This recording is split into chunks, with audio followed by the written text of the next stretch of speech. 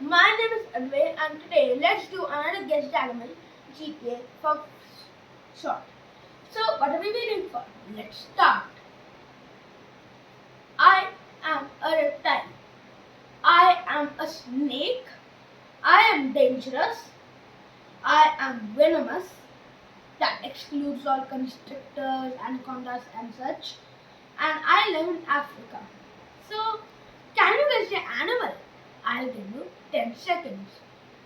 1, 2, 3, 4, 5, 6, 7, 8, 9, and the last count is 10.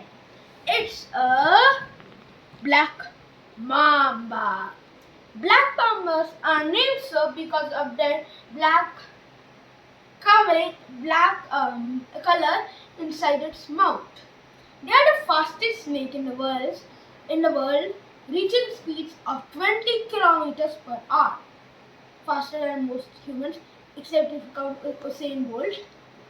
Never mind. They live on savannas and rocky hills of southern and eastern Africa. They are the second longest venomous snake on the earth and the longest in Africa. The longest is the king cobra. Eagles, owls, hornbills, honey badgers, mongooses and other snakes pose a threat to the black mamba population.